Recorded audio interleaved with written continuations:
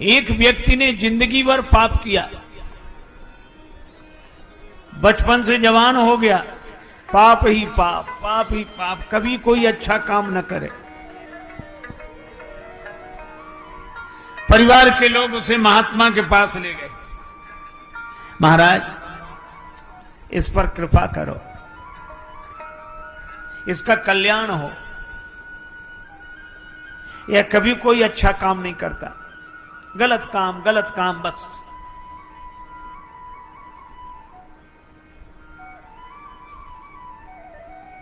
महात्मा ने कहा कोई बात नहीं, हमारे पास छोड़ दो। महात्मा ने उससे कहा कि तुम हमारे साथ रहोगे? बोला साथ रहने में कोई आपत्ति नहीं, पर हमसे भजन के लिए मत कहना। महात्मा बोले क्यों? तो कहने लगा कि भजन की बात सुनते ही हमें सिर दर्द होने लगता है,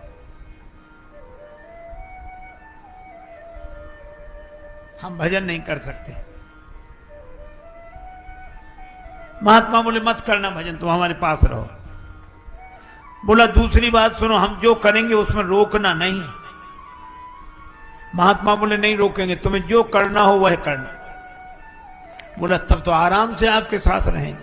और रहने लगा वो। महात्मा से मित्रता हो गई, उससे जो मन में आवे सो करे और भजन करे नहीं। एक दिन महात्मा उसे ले गए वन में, वह भी घूमते घूमते साथ गया। महात्मा ने कहा कि देखो तुम्हारा हमसे प्रेम है तो एक काम करो, क्या मेरे कहने से एक बार राम कह दो। बोला इससे क्या फायदा? महात्मा बोले फायदे की मत सोच, तू तो राम राम कहे। हम लोगों की आदत है, कभी किसी से कहो कि भैया भजन किया करो, राम राम किया करो, तो लोग तुरंत क्या कहते, इससे क्या फायदा? अच्छा रामायण पढ़ा करो, क्या फायदा? एक महात्मा बार बार कहते भैया राम राम किया करो, तो सामने वाला कहे क्या फायदा? रामायण पढ़ा करो, क्या फायदा? महात्मा परेशान हो गए, तो उन्होंने उससे कहा कि तुम तमाकू खाते हो? बोले हाँ खाता हूं। बोले क्या फायदा? बीड़ी पीते हो? बोले हाँ पीते हो। बोले क्या फायदा? बोले ऐसे तो हमने सोचा ही नहीं। महात्मा बोले इतने तुम गलत काम करते हो बिना फायदे की सोचे, तो एक राम नाम ही मिला है जिसके लिए फायदा सोचोगे? क्या बिना फायदे की सोचे राम नाम नहीं कर सकते? इतनी चीजें करते हो बिना फायदे की सोचे, तो राम नाम भी बिना फायदे की सोचे करो।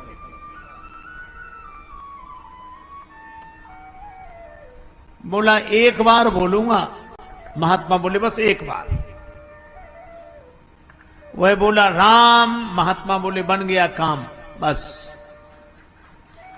एक मेरी बात और सुन ले, क्या इस नाम के बदले में कोई कुछ मांगने के लिए कहे तो मांगना मत, कह देना नाम के बदले में जो मिलता हो वो मुझे दे दो,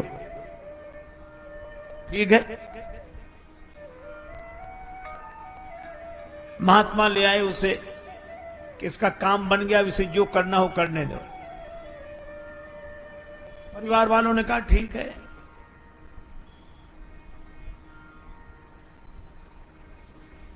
महात्मा चले गए, वो अपने घर रहने लगा, मनमाने काम करने लगा।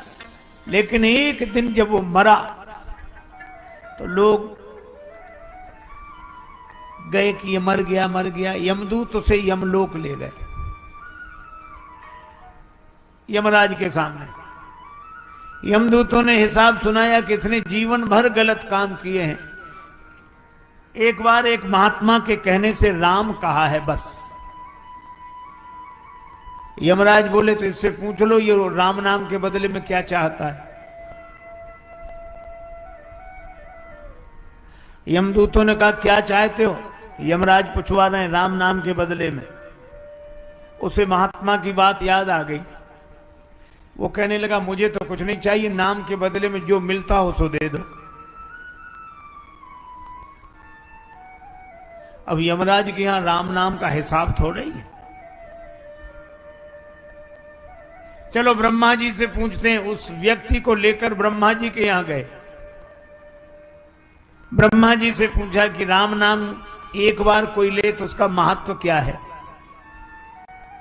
फल क्या है? ब्रह्मा जी बोले हमें पता नहीं, हम तो वेद मंत्रों का उच्चारण करते रहते हैं, आनंद में रहते हैं। तो फिर का राम नाम भगवान शंकर लेते हैं, उनसे ही पूछो।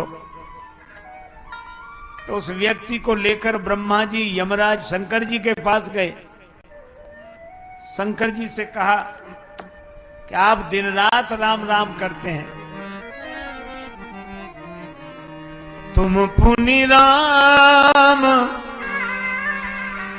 राम दिन राती, तुम आप निरंतर राम राम राम राम राम स्मरण करते हैं, तो एक बार नाम लेने का क्या फल है? शंकर जी ने कहा कि नाम स्मरण तो मैं खूब करता हूं, लेकिन एक बार राम नाम लेने का क्या फल है ये मुझे भी पता नहीं। फिर किससे पूछें? शंकर जी बोले जिनका नाम है उन्हीं के पास चलो। यमराज, ब्रह्मा जी, शंकर जी उस व्यक्ति को लेकर राम जी के पास पहुंचे। राम जी से कहा कि इस व्यक्ति ने जिंदगी भर गलत काम किए, एक बार आपका नाम लिया है, तो आपका एक बार नाम लेने का क्या फल है, इसे वही फल दिया जाए। राम जी बोले नाम तो हमारा ही है, लेकिन फल हमें भी पता नहीं। तब तुलसीदास जी ने लिखा, कहो कहाँ लगी नाम बड़ाई, राम न सकहीं नाम गुण गाई। राम न सकहीं नाम गुण गाई। पर इसने एक बार नाम लिया है तो ये मेरे पास आ गया, अब इसको मेरे ही पास छोड़ दो, तुम लोग जाओ। एक बार एक विदेशी कुत्ता, विदेश से कुत्ता अपने देश भारत में आया। तो अब कल्पना है आया होगा तो हवाई जहाज से उतरा होगा कि नहीं? उतरा तो जैसी कि परंपरा है, हर एक अपने समाज के प्राणी को हर कोई चाहता है, तो यहाँ के कुत्ते स्वागत के लिए गए। वो उतरा, कुत्तों में जैसा होता है पूंछ हिलाकर, उधर से आए तो उसने पूंछ हिलाई, यहाँ वालों ने हिलाई। यहाँ के कुत्तों ने कहा कि आपके चरण स्पर्श से धरती धन्य हो गई। कुत्तों के भी चरण स्पर्श से धरती धन्य हो जाती अगर वो विदेशी हो तो। आप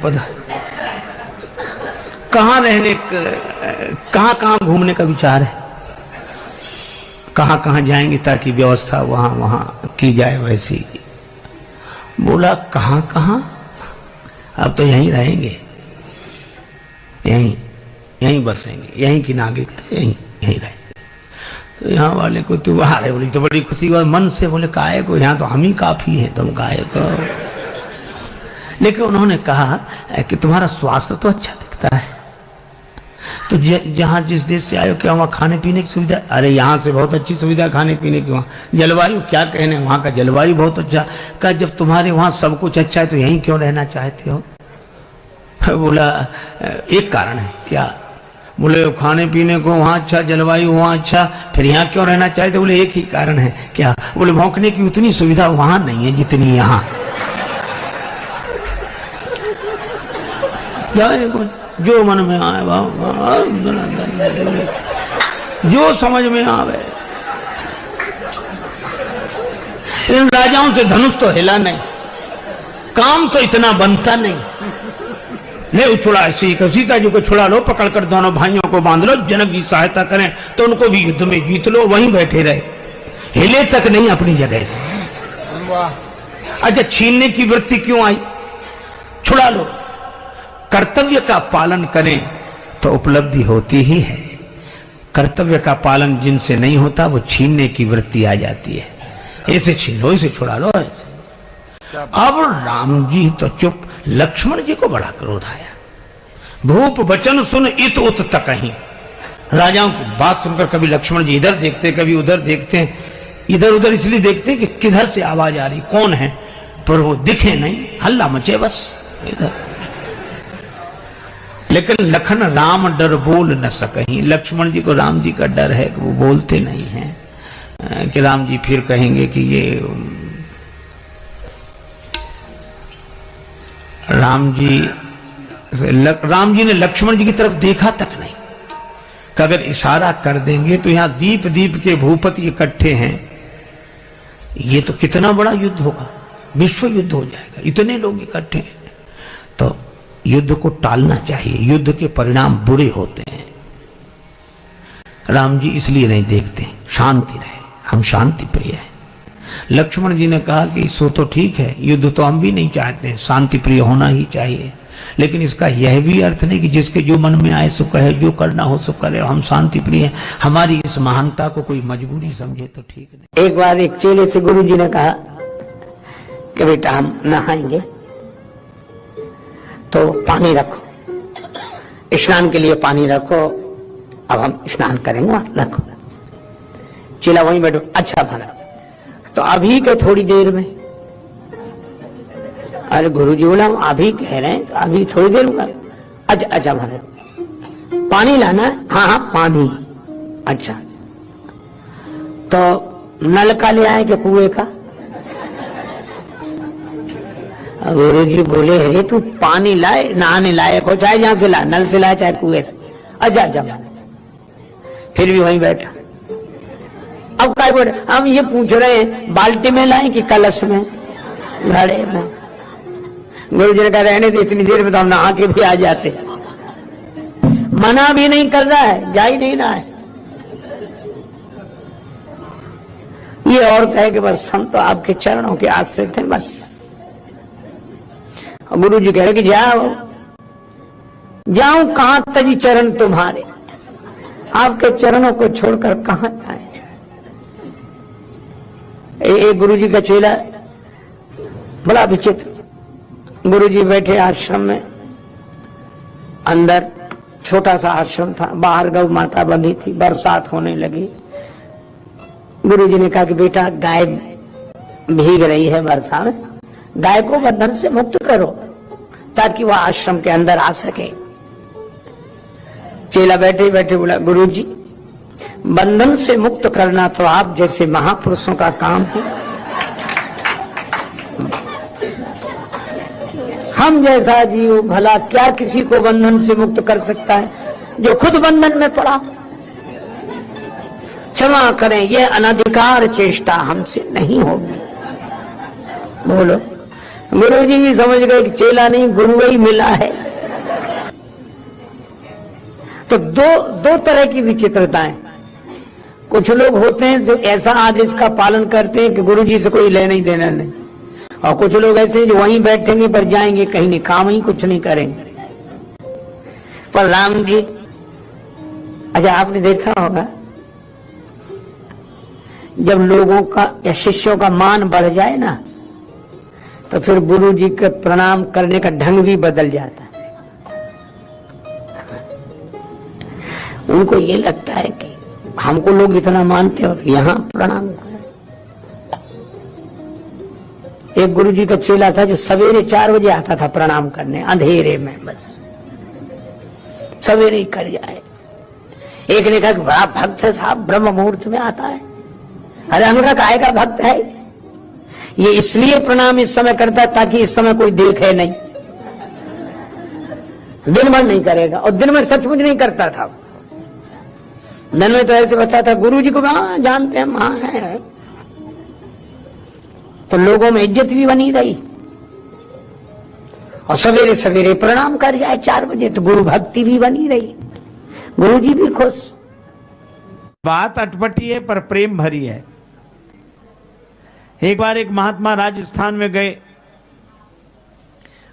वहां का एक आदमी उन्हें लेकर गया अपने गांव में, और बड़ा इंटीरियर में गांव, वृद्धा माता। उसने माता से हाँ गुरुजी आए हैं प्रणाम कर, तो बोली टूटी फूटी मारवाड़ी बोली में कहने लगी गुरुजी थारे खुर छू।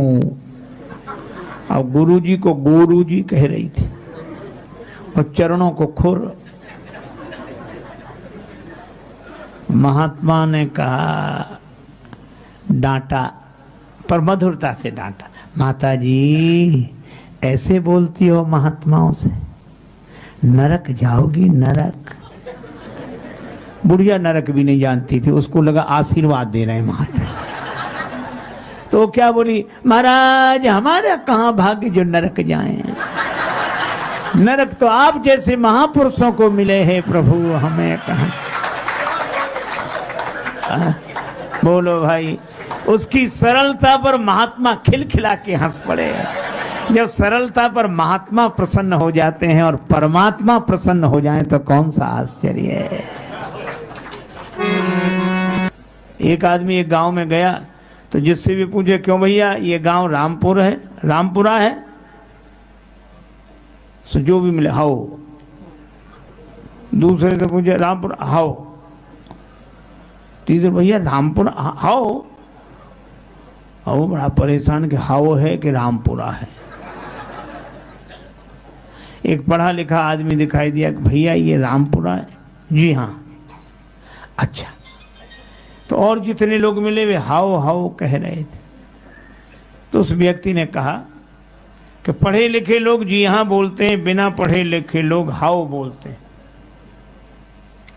तो उस आदमी ने कहा कि बड़ी खुशी, आप तो पढ़े लिखे हैं। तो बोला हाओ। असली बात निकल गई।